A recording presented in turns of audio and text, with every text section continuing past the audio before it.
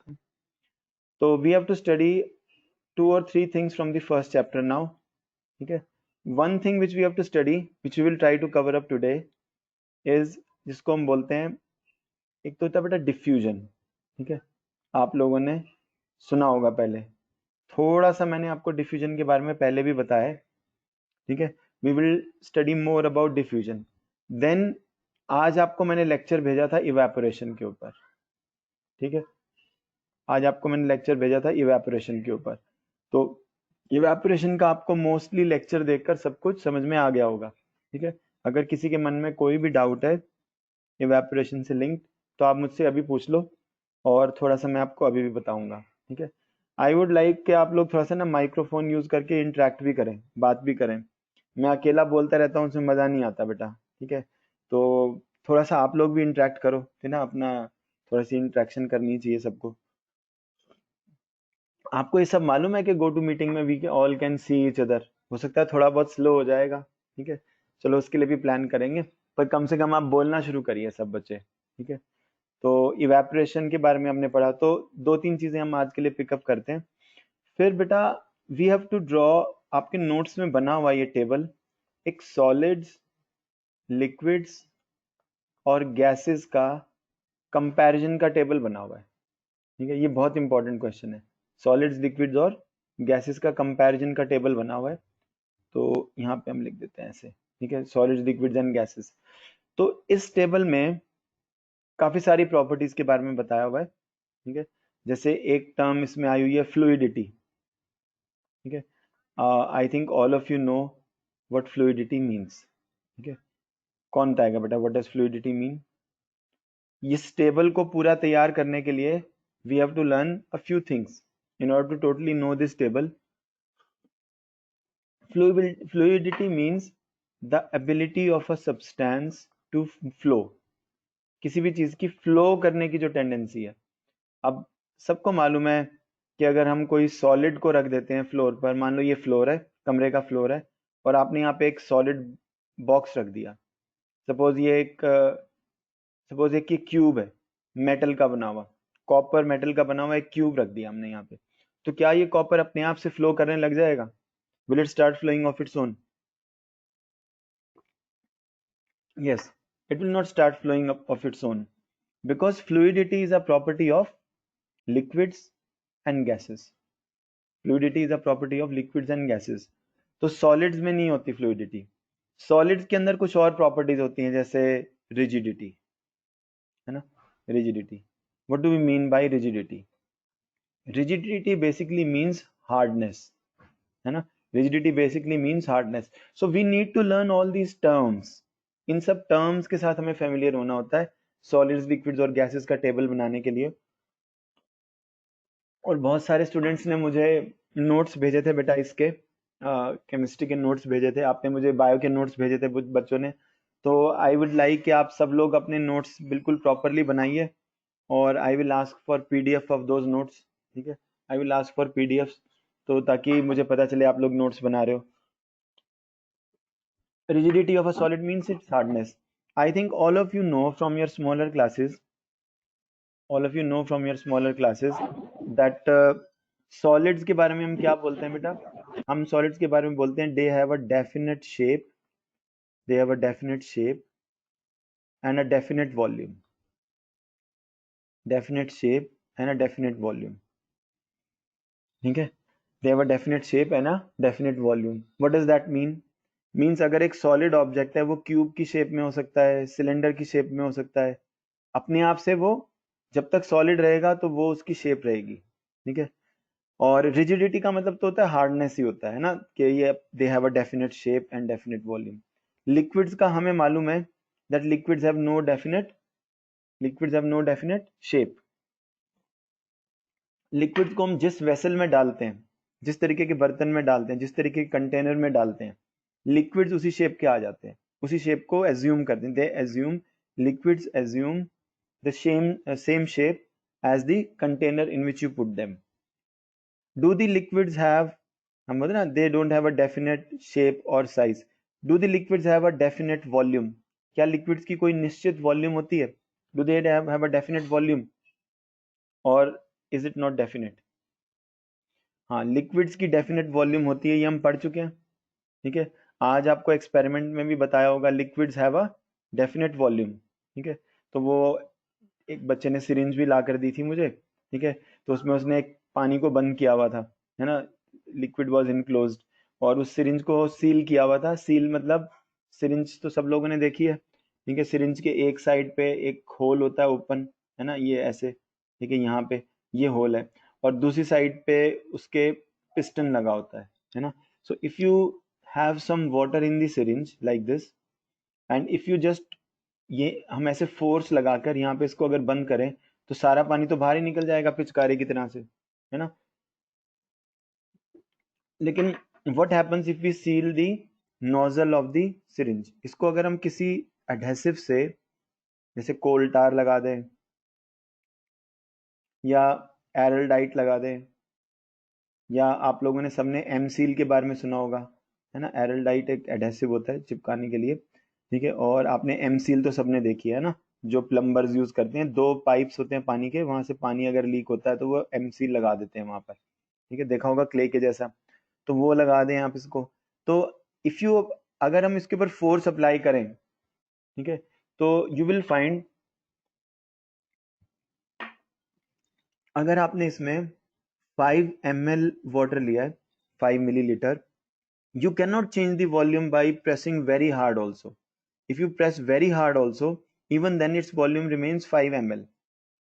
So when you come to higher classes, so you will find out very carefully, if we measure the volume, we find that the volume will decrease slightly.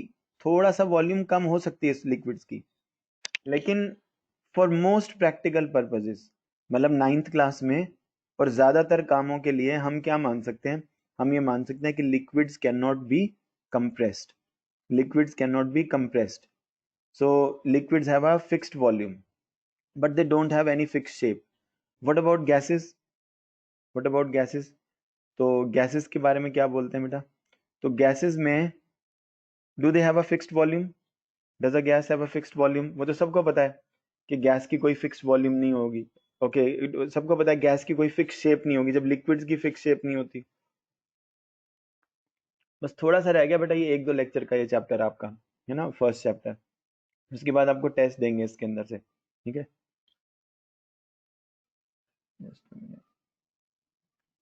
Do the gases have a fixed volume? कौन बताएगा? देखो, gases के बारे में ये interesting है। Gas को बेटा आप जिस कंटेनर में डालते हो, मान लो आपके पास एक बॉक्स है, ठीक है, आपके पास एक बॉक्स है, आप उस ये बॉक्स बिल्कुल खाली है। What is the meaning of बिल्कुल खाली? मींस इसमें सपोज एयर भी नहीं है। तो शायद आप लोगों को मालूम होगा कि हम एक खाली डब्बे में से एयर को पंप आउट कर सकते हैं। Air can be pumped out of a box, then a vacuum is created in the box. A vacuum is created in the box. अब होता क्या है कि आप अगर ऐसे वैक्यूम बना दोगे बॉक्स के अंदर, तो बॉक्स पिचक भी सकता है, क्योंकि बाहर से एटमॉस्फेरिक प्रेशर क्या कर रहा है, बॉक्स के ऊपर फोर्स लगा रहा है। जैसे अगर आपके पास एक खाली कोक कैन है, अगर खाली कोक कैन के अंदर से हम अगर हवा सक कर लेते हैं अपने मुंह से, तो हमारा मुंह उसमें पंप की तरह से काम करता है ना। Are mouth acts like a pump.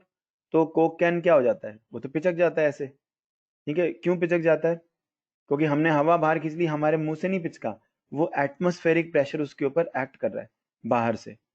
पहले क्या था, जब तक आपने उसके अंदर से हवा को खींचा नहीं था, अपने लंग्स में नहीं भरा था, हम जब हवा खींचते हैं कोक कैन में से, तो वो हवा हमारे लंग्स में चली जाती है। ठीक है, हम तो उसको फिर बाद में एक्सेल कर देंगे, ब्रीद आउट कर देंगे। ठीक है, लेकिन यहाँ पे क्या है कि बिफोर यू एक्सेल, तो ये उसका माउथ है ना, जिससे हम कोक निकालते हैं कैन का। तो यहाँ से हवा अंदर घुसी होती है इस कोक कैन में। ठीक है, और अंदर से भी प्रेशर लग रहा होता है हवा का, बाहर से भी, ये दोनों प्रेशर, दोनों तरफ से प्रेशर इज सेम, यहाँ से और यहाँ से। तो Coke can is not very rigid. Can you see that? It is not very rigid, although it is solid but it is not very rigid. It can deform means वो अपनी shape को बहुत आसानी से, it can deform very easily. Elastic band देखा बेटा, rubber band, अगर ये रबर, आपने एक रबर बैंड को काट दिया बीच में से, तो एक रबर की वायर बन गई, रबर वायर बन गई। तो can you deform it easily or not? You can deform it easily, ठीक है। तो मतलब कुछ सॉलिड्स ऐसे हैं जो इजीली डिफॉर्म होते हैं, लेकिन फिर सॉलिड्स में एक और प्रॉपर्टी अभी हम पढ़ेंगे। तो जो मैं आपको बता रहा हूँ, जो हम कह रहे हैं कि गैसेस की कोई फिक्स वॉल्यूम नहीं होती, तो अगर आपके पास एक खाली बॉक्स है, अगर आपके पास एक खाली बॉक्स है, सपोज ये खाली बॉक्स है, इसमें आपने हवा को बाहर पंप कर दिया, तो जब हम इसमें कोई गैस डालते हैं तो गैस इस पूरी जगह को ऑक्यूपाई कर लेगी। जित आपने इसमें कोई गैस फिलअप कर दी, मान लो मैंने आपको पहले ही बताया था, आप सिलेंडर लेकर आए गैस का, ठीक है, you bring a gas cylinder and from that gas cylinder you take a tube and start putting air in this box. That air or that gas will start occupying the whole of the volume, सारी volume gas occupy कर देगी इसमें से, ठीक है। तो gases को अगर आप थोड़ी सी जगह में रखोगे, if you keep a gas in a small space, ठीक है, then it will occupy a small volume, ठीक है। थोड़ा सा मैं, जितनी जगह हम गैस को देंगे गैस उतनी जगह में एडजस्ट कर लेगी, समझ में आपको? इसलिए गैसेस की कोई फिक्स वॉल्यूम नहीं होती। तो हम बोले what is the volume of a liquid, तो आप बता सकते हो कि इस बॉटल में इतने लीटर पानी है, लेकिन गैसेस की कोई भी फिक्स वॉल्यूम नहीं होती, gases don't have a fixed volume. तो कुछ टर्म जैसे मैं आपको बता रहा था, ये सॉलिड्स लिक्विड्स और टेबल गैसेस का टेबल जो आप कर रहे हो, उसमें कुछ टर्म्स हैं जो आपको समझनी है।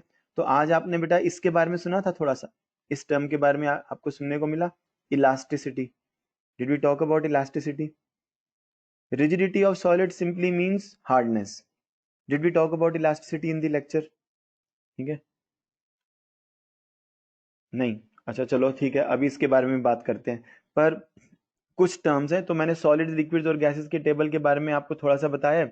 इवेपोरेशन के बारे में आपने लेक्चर में सुन लिया होगा मोस्ट ऑफ द थिंग्स, तो मुझे नहीं लगता आपको कोई डिफिकल्टी आनी चाहिए अगर ध्यान से सुनेंगे तो, ठीक है।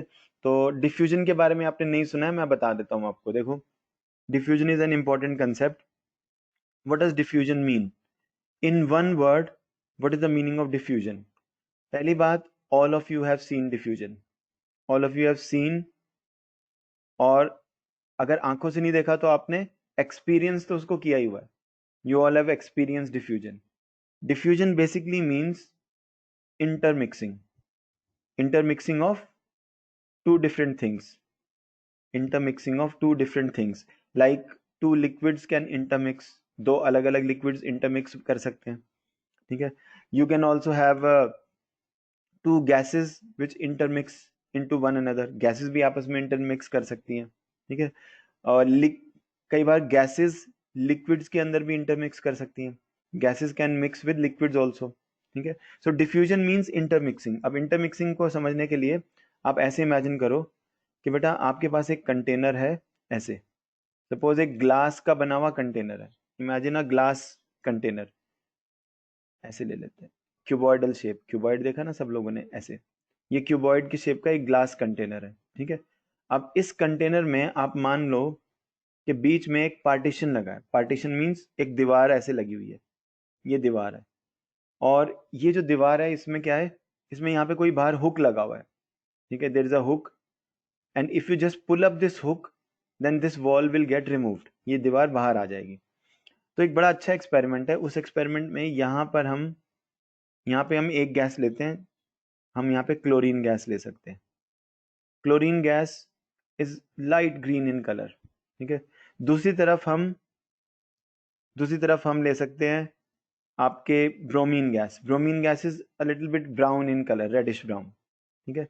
और अब क्या है कि क्लोरीन गैस ने 1/2 ऑफ द कंटेनर को ऑक्यूपाई किया हुआ है, और वहां पे आपको लाइट ग्रीन कलर दिखेगा, हल्का ग्रीन कलर।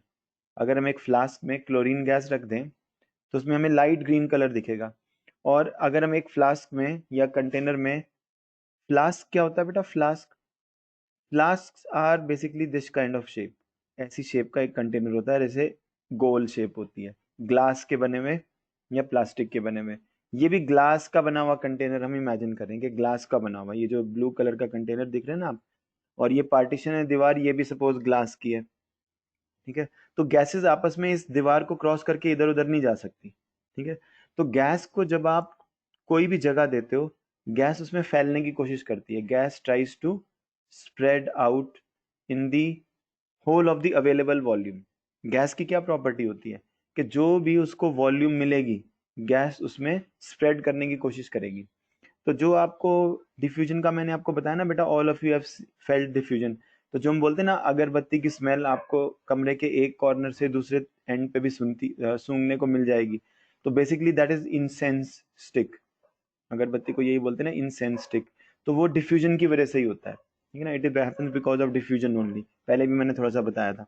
तो एक तरफ इसमें लाइट ग्रीन गैस है इस कंटेनर में, और एक तरफ लाइट ब्राउन गैस है, ये ब्रोमीन Br2, ये क्लोरीन Cl2। तो मैंने आपको पहले भी बताया बेटा, आप सब लोगों को मालूम है कि एटमॉस्फेयर की कॉम्पोजिशन के बारे में, है ना, एटमॉस्फेयर में कौन सी गैसेस होती हैं, हाइड्रोजन। तो हाइड्रोजन जब नेचर में मिलती है तो हाइड्रोजन के मॉलिक्यूल्स मिलते हैं, आपके इर्द गिर्द जो हवा है उसमें हाइड्रोजन के मॉलिक्यूल्स होते हैं। एच क्या है, एच हाइड्रोजन का सिंबल है। एच क्या है केमिस्ट्री में, H is symbol of hydrogen, H is symbol of hydrogen. H also stands for one atom of hydrogen, ठीक है। But in the atmosphere around us, hydrogen does not exist in the form of atoms। हमारे इर्द गिर्द जो air है उसमें hydrogen atom की forms में नहीं है, बल्कि हाइड्रोजन के दो एटम्स आपस में चिपके होते हैं। मैंने आपको पहले ही बताया था कि एटम्स स्टिकी होते हैं, चिपकते हैं, है ना, आपस में, because of electromagnetic forces.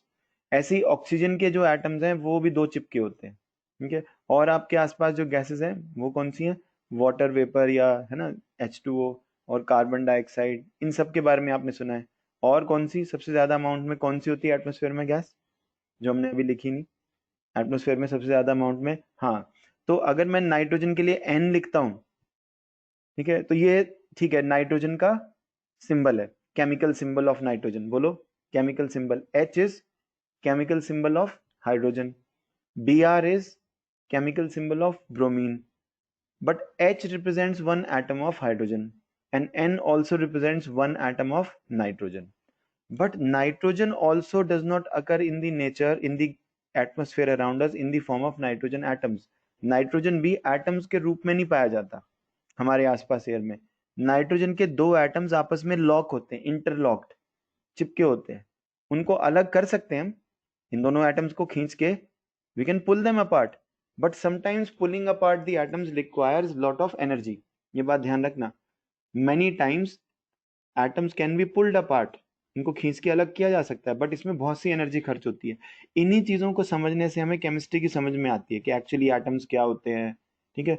Mostly बच्चों को एटम्स ही नहीं पता होते, मॉलिक्यूल्स ही नहीं पता होते, क्या उनकी कोई पिक्चर ही नहीं होती, उन्हें पता ही नहीं हमारे आसपास गैस जो नाइट्रोजन है वो नाइट्रोजन के मॉलिक्यूल्स की फॉर्म में है। तो नाइट्रोजन आपके आसपास आपको इस फॉर्म में मिलती है, दो नाइट्रोजन के एटम्स चिपके हुए हैं, N2। समझ में आएगा बेटा? तो आज के बाद आप नाइट्रोजन को N2 ही लिखेंगे, because that is the most common form in which you are likely to find nitrogen around yourself. तो इसको हम क्या बोलते हैं, मॉलिक्यूलर ऑक्सीजन। इसको हम क्या बोलते हैं, इसको हम क्या बोलते हैं बेटा, मॉलिक्यूलर नाइट्रोजन। और H2 को क्या बोलते हैं, molecular hydrogen. These are the forms in which these gases are usually found in the atmosphere around us।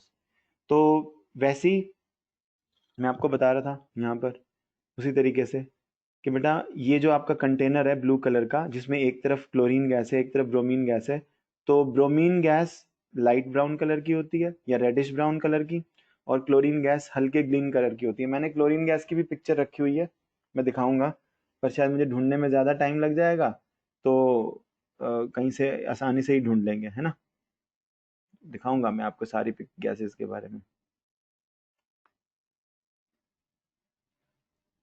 बाकी जो बच्चे पहले पढ़ते रहे उनको बहुत बार मैंने दिखाई भी हुई है, ठीक है। तो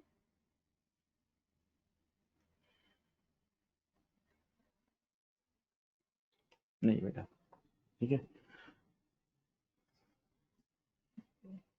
तो देखो अब जो डिफ्यूजन का इंटरमिक्सिंग का हम बता रहे हैं बेटा, तो अब क्या है कि जैसे ही आप इस पार्टीशन को उठाएंगे, जैसे ही हम इस पार्टीशन को लिफ्ट कर देंगे तो क्या होगा, इस पार्टीशन में दोनों गैसेस, अब क्लोरीन को ज्यादा जगह मिल जाएगी। पहले क्लोरीन को हाफ ऑफ द कंटेनर मिला हुआ था, तो क्या क्लोरीन गैस पूरे कंटेनर में फैलने की कोशिश करेगी? जब हमने बीच में से पार्टीशन को हटा दिया तो chlorine gas tries to spread in the whole of the container, और हो सकता है उससे उसका रंग हल्का हो जाए, because you might not be able to see, because it is pale green in colour. Pale green means बहुत हल्की लाइट ग्रीन कलर की होती है। अगर हम बहुत सारी क्लोरीन गैस इस कंटेनर में भर देंगे तब आपको थोड़ा ग्रीन कलर दिखेगा। बहुत सारी गैस कैसे पता चलेगी? कितने ग्राम्स क्लोरीन हमने डाल दी, कितने ग्राम्स, काफी सारे ग्राम्स डालेंगे क्लोरीन के तब दिखेगी। ठीक है, तो ये आपको पता होना चाहिए कोई भी चीज बहुत सारी कब है, उसकी हम क्वांटिटी कैसे मेजर करते हैं, ग्राम्स में या किलोग्राम्स में, उसके मास से। ऐसी ब्रोमीन गैस भी पूरे कंटेनर में अपने आप को फैलाने की कोशिश करेगी, एंड दे बोथ विल, दोनों आपस में इंटरमिक्स करेंगे, है ना।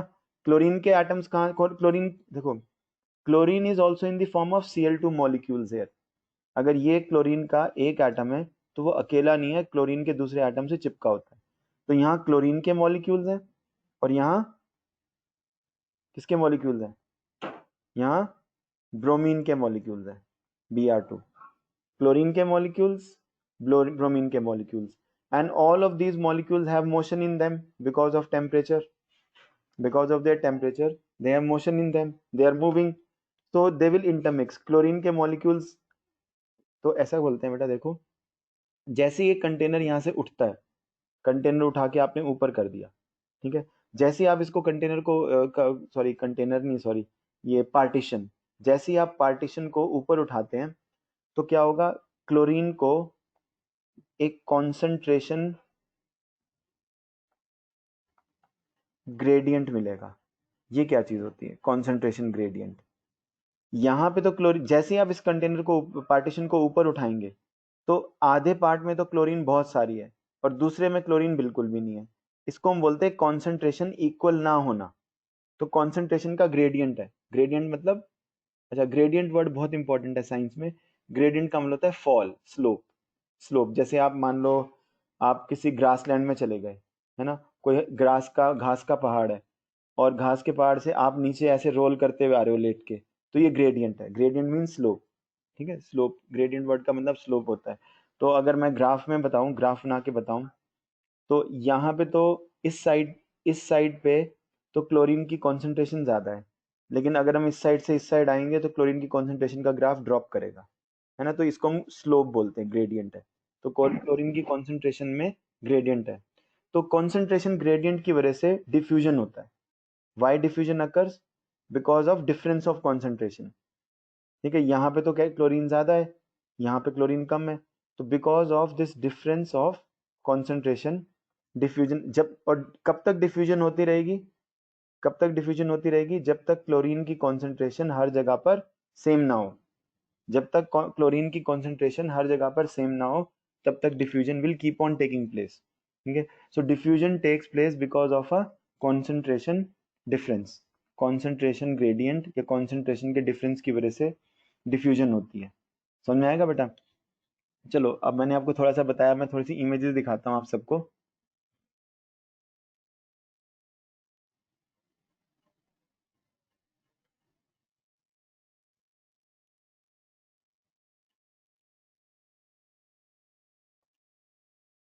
Diffusion,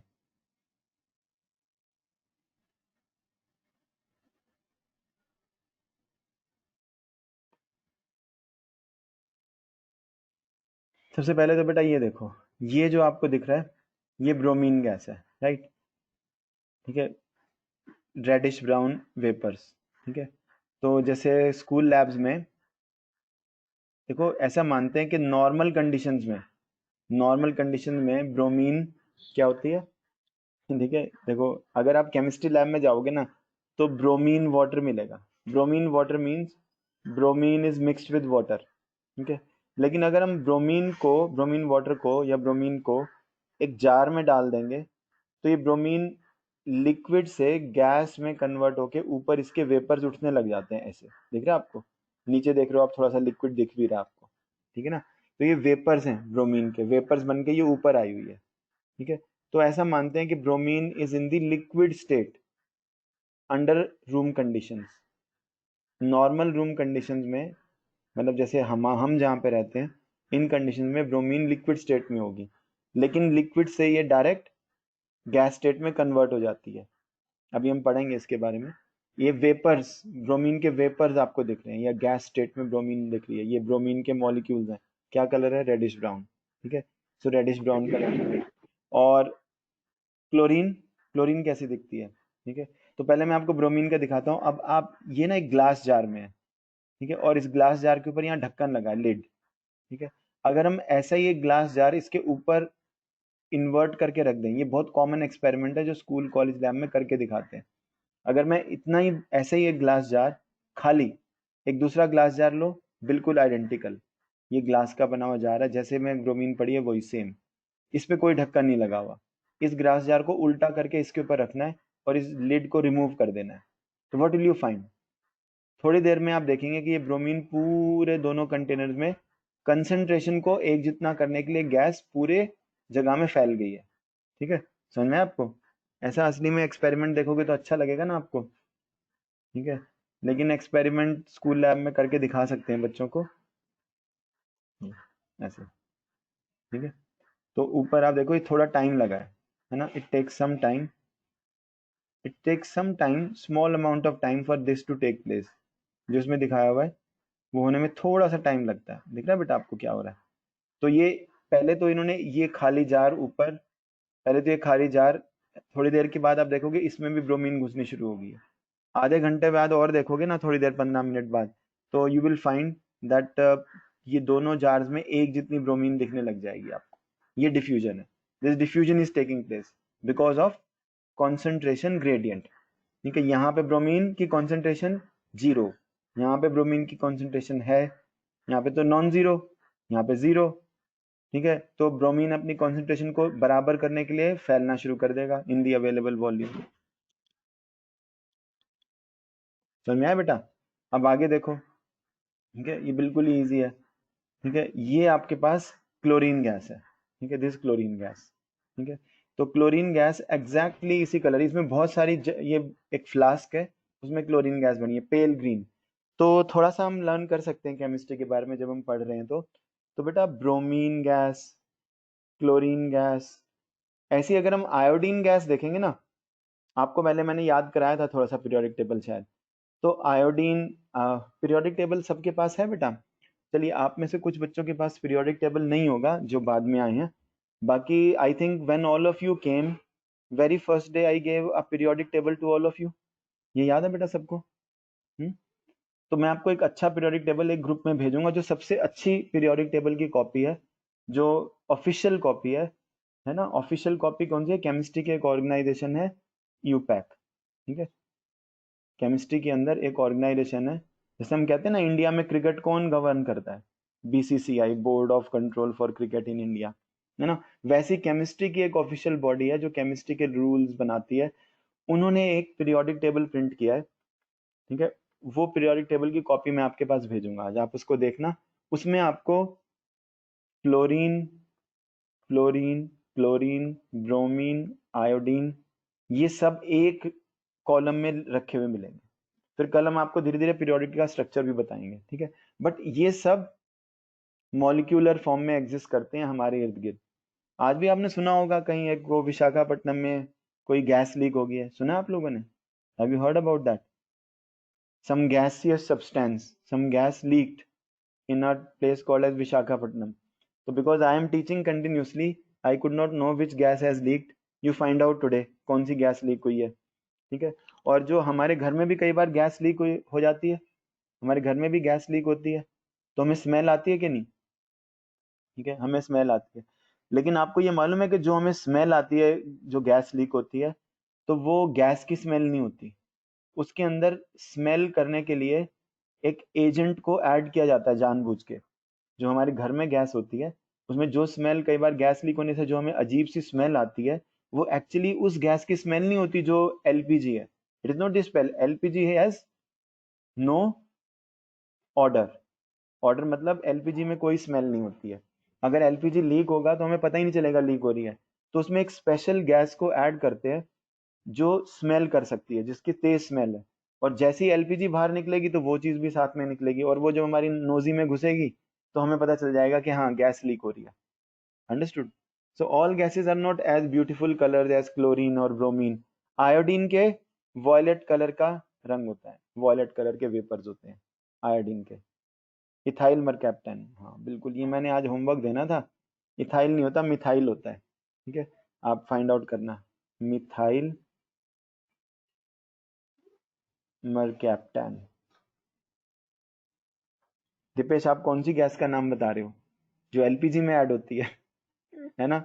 yes, methyl mercaptan. ठीक है, तो methyl mercaptan is smelling agent. ये मैंने होमवर्क देना था, आपने आज ही बता दिया। ठीक है, चलो कोई बात नहीं। ठीक है, कॉमन जनरल नॉलेज का क्वेश्चन है। तो एलपीजी हैज नो स्मेल।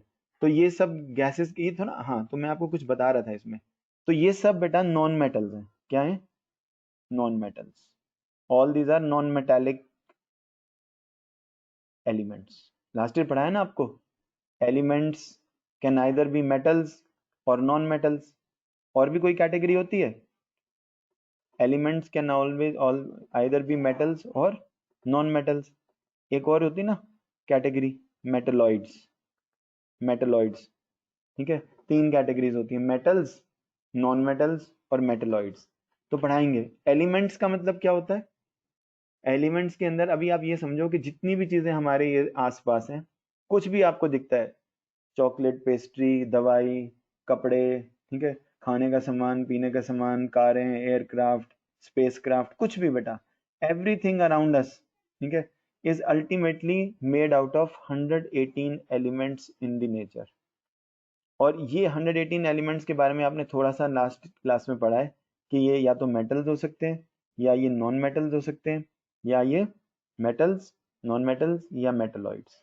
ठीक है, तो ये सब नॉन मेटल्स हैं, फ्लोरीन, क्लोरीन, ब्रोमीन, आयोडीन, आगे भी हैं, वो आपको पीरियोडिक टेबल देकर फिर बताऊंगा। ठीक है, तो ये कलरफुल होते हैं, दे आर कलरफुल।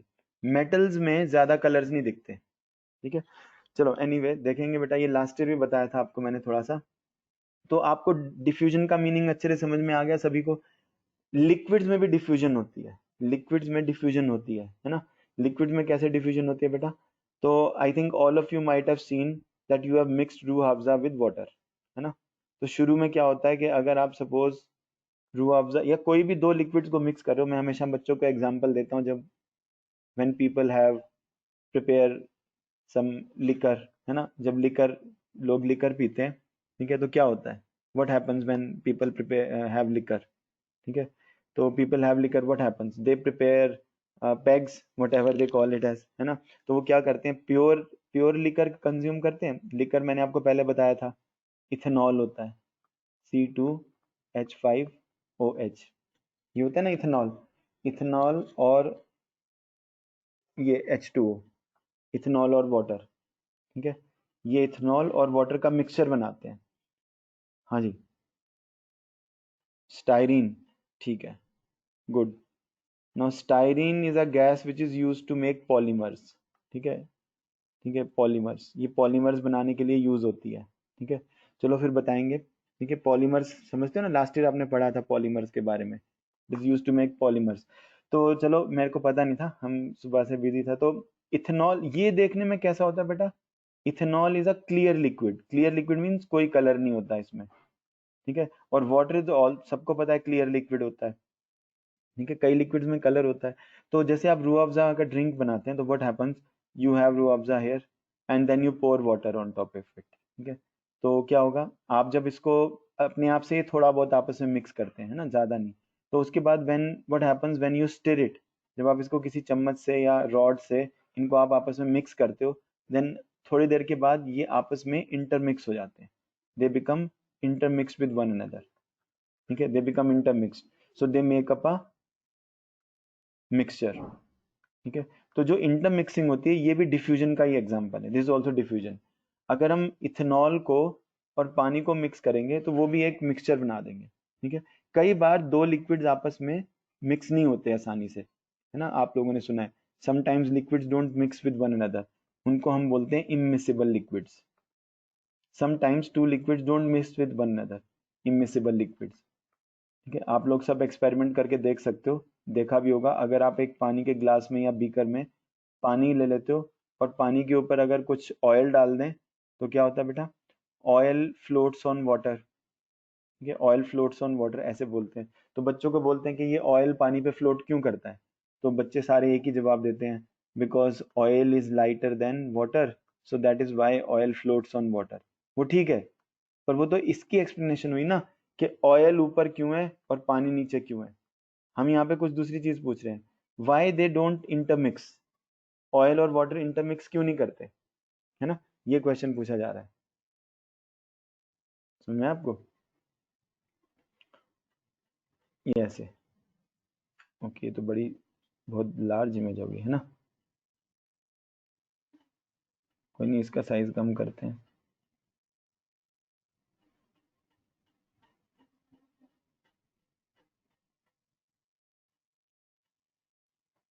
साइज कम करके दिखाते हैं आपको।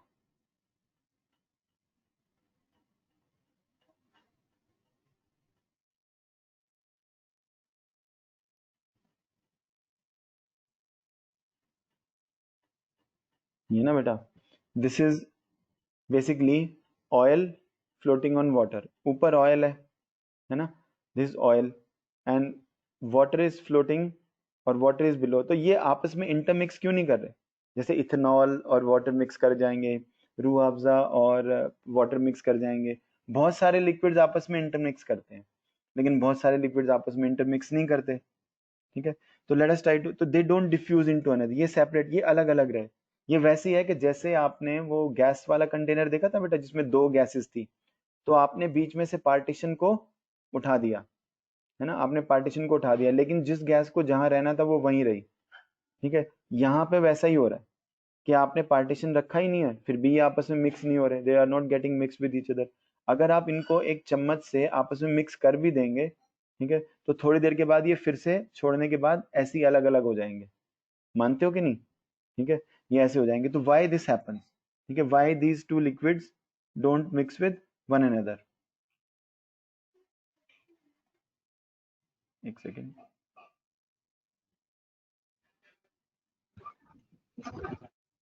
क्या रीजन है, कौन बताएगा, why this liquids don't mix with one another, what is the reason for that. हाँ जी, molecules of oil are bigger than, नहीं ये बिगर है तो उनको नीचे डूब जाना चाहिए, नहीं ऑयल के मॉलिक्यूल्स को बिगर है तो ये ऐसे नहीं, ऑयल के मॉलिक्यूल्स बिगर है वो रीजन नहीं है बेटा, ठीक है। तो मैं आपको बता रहा हूँ, देखो क्या होता है कि ऑयल के मॉलिक्यूल्स और पहली बात तो ये तो अच्छी बात है कि आपने समझा कि वाटर के भी मॉलिक्यूल्स हैं और ऑयल के भी मॉलिक्यूल्स हैं, और ऑयल के भी मॉलिक्यूल्स हैं, दोनों के मॉलिक्यूल्स हैं या पार्टिकल्स हैं। तो इनके पार्टिकल्स आपस में इसलिए मिक्स नहीं होते क्योंकि दो लिक्विड्स जब आपस में इंटरमिक्स तब होते हैं जब उनके पार्टिकल्स में स्ट्रॉन्ग अट्रैक्टिव फोर्सेस आए। मतलब अगर ऑयल के पार्टिकल्स ऑयल के पार्टिकल्स और वाटर के पार्टिकल्स आपस में चिपकने लगेंगे तब ये आपस में इंटरमिक्स होंगे। लेकिन अगर मान लो ऑयल के पार्टिकल्स ऑयल के पार्टिकल से तो ज्यादा आकर्षित हैं और वाटर के पार्टिकल से ज्यादा आकर्षित हैं, फिर ये सेपरेट रहेंगे, then they remain separate. So if the particles of water attract each other more and the particles of oil attract each other more and the two of them they don't attract each other quite, ये आपस में अच्छे से attract नहीं करते, तब क्या होगा, तब ये आपस में इंटरमिक्स नहीं होंगे। तो अब आप कहोगे हमें कैसे पता चलेगा कि कौन से पार्टिकल्स अट्रैक्ट करते हैं, यही तो केमिस्ट्री का काम होता है। when we study chemistry we try to understand कि why they the two remain together, अलग अलग क्यों रहते हैं, और आपको पता चलेगा ये बहुत सारी चीजों से लिंक है, ये कोई मामूली बात नहीं है, it is link to many other things. तो मैं थोड़ा सा आपको बताता हूँ। आपने मैग्नेट सबने देखी है, ठीक है, तो आपको सबको मालूम है कि मैग्नेट्स के अंदर नॉर्थ और साउथ हैंड्स होते हैं, और दूसरी मैग्नेट है ना, नॉर्थ और साउथ हैंड्स होते हैं। तो जो वाटर का मॉलिक्यूल है वो थोड़ा थोड़ा इस मैग्नेट की तरह से ही होता है, वाटर का मॉलिक्यूल थोड़ा थोड़ा मैग्नेट की तरह से होता है, और जो इसका मॉलिक्यूल है वो एक आयरन बार की तरह से होता है, आयरन बार की तरह से। या आप ये मान लो कि नॉन मैग्नेटिक मेटेरियल ले लो, प्लास्टिक की बार ले लो, तो प्लास्टिक की बार तो इसके साथ चिपकेगी नहीं ना, मैग्नेट के साथ। तो वाटर के मॉलिक्यूल्स में जैसे मैग्नेट में दो पोल्स होते हैं, वाटर के मॉलिक्यूल्स में भी दो पोल्स होते हैं, एक पॉजिटिव एंड होता है और एक नेगेटिव एंड होता है।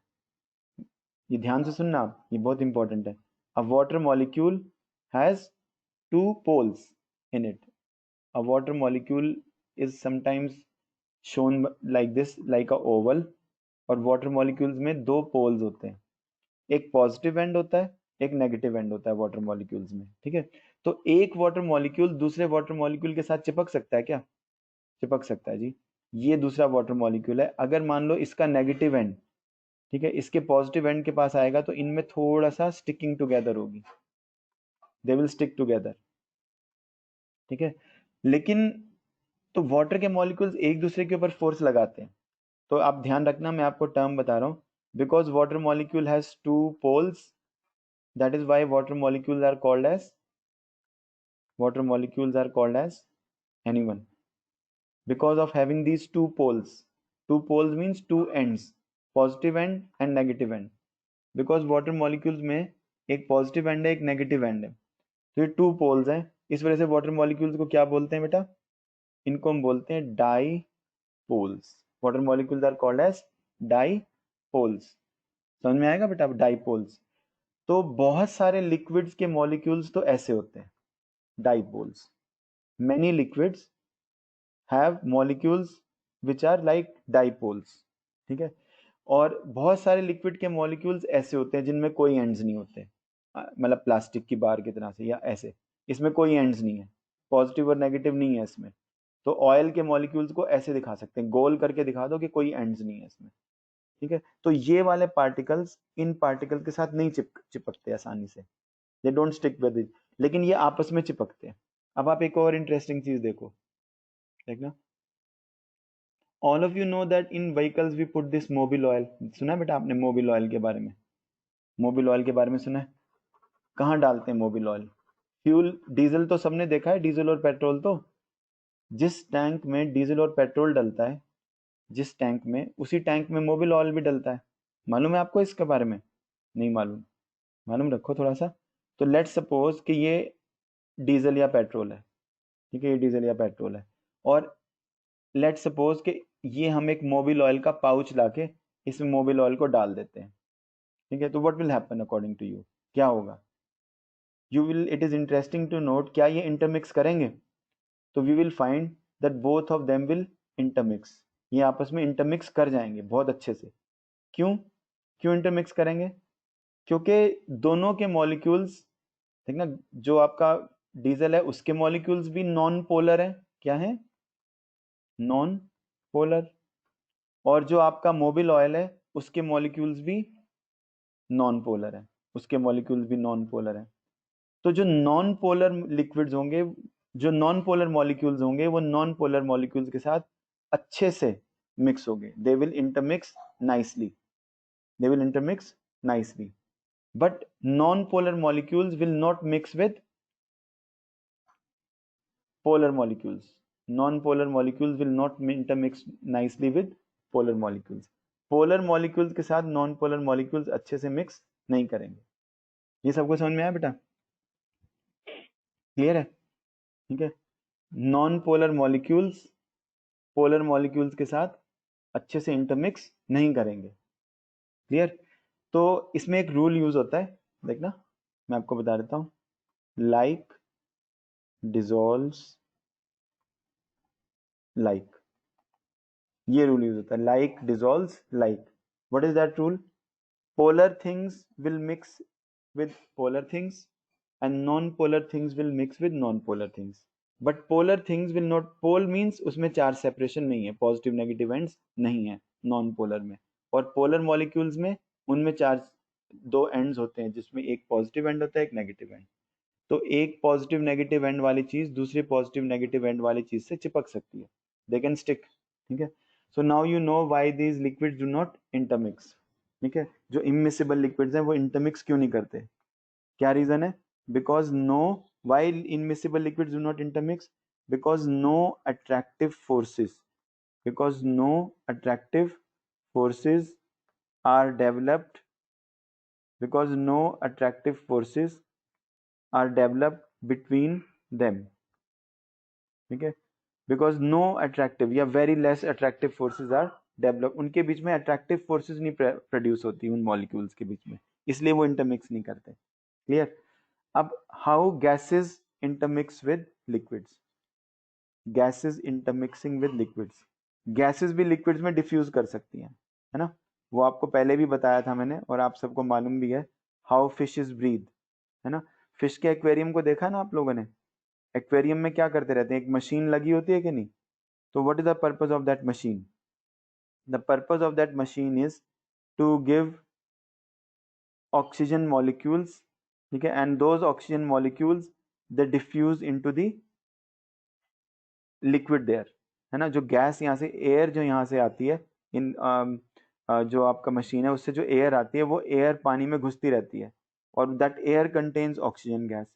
सो वैसे भी आपको मालूम होगा कि सी वाटर में भी जो फिशेज हैं वो कैसे ब्रीथ करती हैं। How do the fishes breathe in sea water? Because oxygen is already diffused, oxygen is already diffused in the sea water, oxygen is already diffused in sea water, understood? oxygen is already diffused in sea water, understood? तो बिल्कुल ही easy है। तो देखते हैं बेटा एक बार और, ठीक है ना। तो let us see, तो ऑक्सीजन इज ऑलरेडी डिफ्यूज्ड। और एक और बहुत अच्छा एग्जांपल है, ठीक है, जो मैंने आपको बताया था, कोला ड्रिंक्स, है ना। आई थिंक लेक्चर में भी आया होगा, नहीं आया होता तो अभी आ जाएगा। कोला ड्रिंक सबको मालूम है, कोक, पेप्सी सबने पी के देखा हुआ है। सोडा सबने देखा हुआ है, soda, have all of you have seen soda, मतलब जो बॉटल में सोडा आता है, people use to prepare drinks using that, ठीक है। तो व्हाट एग्जैक्टली इज सोडा? तो soda is prepared by diffusing carbon dioxide in water. Carbon dioxide gas को, इसके मॉलिक्यूल्स को पानी के मॉलिक्यूल के साथ मिक्स करके सोडा बनता है, ठीक है। और कोला ड्रिंक्स में भी यही होता है रीजन। कोला ड्रिंक्स में जो फिज होती है, जो एक अजीब सा टेस्ट आता है ना, तो वो carbon dioxide gas is diffused in water, ठीक है। Carbon dioxide gas is diffused in water, उसी की वजह से उसमें वो फिज आती है, फिजिंग एक्शन जो आता है। तो ये सब एग्जांपल्स हैं डिफ्यूजन के, हाउ थिंग्स। तो सॉलिड्स नहीं इतना डिफ्यूज करते, है ना, solids will not diffuse in the liquids, ठीक है। तो वैसे तो मैंने आपको सारी डिफ्यूजन के बारे में बता दिया है, एक छोटा सा पॉइंट मैं और बताता हूँ। देखो अभी हमने बात की थी बेटा वाटर, चलो मैं इसको एक सेंटेंस लिखता हूँ, आप बताना, water is dash in nature, ठीक है। जो आज हमने पढ़ा उसके हिसाब से बताओ, वाटर के बारे में तो बहुत सारी चीजें बोल सकते हैं। We can say so many things about water. Water makes life possible, water is the most amazing chemical you can say which has enabled life on earth, but water is dash in nature। जो आज हमने पढ़ा उसके अनुसार हम बोल सकते हैं water is polar in nature। तो ऐसा बोलते हैं बेटा, because of its polar nature, because of its polar nature, it is a very good solvent, it is a very good solvent। मतलब पानी बहुत सारी चीजों को डिसॉल्व करके रखता है। जैसे प्लांट्स ग्राउंड से जो न्यूट्रिएंट्स एब्जॉर्ब करते हैं, है ना, प्लांट्स ग्राउंड से जो न्यूट्रिएंट्स को एब्जॉर्ब करते हैं, वो कैसे एब्जॉर्ब करते हैं न्यूट्रिएंट्स को प्लांट्स ग्राउंड से? आप बताओ, how do the plants absorb nutrients from the ground? ठीक है, because the nutrients are already mixed in water. जो न्यूट्रिएंट्स हैं वो पहले से पानी में मिक्सड होते हैं, nutrients are already mixed in water. How do plants absorb nutrients from water? तो ठीक है, पानी तो water is a very good solvent. और देखो हमने ये पढ़ा था ना, like when you put sodium chloride in water, तो सोडियम क्लोराइड पानी में डिसॉल्व क्यों होता है? बहुत सारी चीजें पानी में डिसॉल्व नहीं होती, मालूम है आपको। There are many solids, sodium chloride is solid, when you put it in water it dissolves. Dissolve means आपने जो भी सोडियम क्लोराइड डाला वो आपको दिखना बंद हो जाएगा। क्यों? वो हमने पहले सीखा, सोचा था, पढ़ा था कि इसके छोटे छोटे पार्टिकल्स बन जाते हैं, और जो पार्टिकल्स होते हैं वो पूरे लिक्विड में फैल जाते हैं। All the particles they spread in the liquid, understood? All the particles of sodium chloride, they spread in the liquid. So when you put sodium chloride in water, the particles of sodium chloride they spread in the liquid। ये इसके साथ हम aqueous लिखते हैं। तो sodium chloride पानी में क्यों डिसॉल्व हो पाता है? अगेन बिकॉज पानी में आयन्स होते हैं। तो ये जो पॉजिटिव आयन है ये वाटर मॉलिक्यूल के नेगेटिव एंड के साथ चिपक जाएंगे, ठीक है। और जो नेगेटिव आयन है वो वाटर मॉलिक्यूल के पॉजिटिव एंड के साथ चिपक जाएंगे। क्लोराइड आयन वाटर मॉलिक्यूल के पॉजिटिव एंड के साथ चिपक जाएगा। तो इनके बीच में आपस में अट्रैक्शन होती है, इन दोनों के बीच में, है ना। तो उस वजह से ये डिजोल्व हो जाते हैं सारे। तो many things dissolve in water, many things don't dissolve in water, ऐसा भी होता है, बहुत सारी चीजें पानी में डिजोल्व नहीं भी होंगी। चलो ठीक है, आज का मेन आपको मैंने स्ट्रेस किया था डिफ्यूजन पर, और इवेपोरेशन आज मैंने आपको जो लेक्चर भेजा उसमें सारा था। अब नेक्स्ट क्लास में आपका एक दो टॉपिक्स और बचे हैं इस चैप्टर के, उनको पूरा कर देंगे। ठीक है बेटा, चलिए ठीक है। ठीक है, एक चीज़ और है बेटा, मैं रिकॉर्डिंग ऑफ कर देता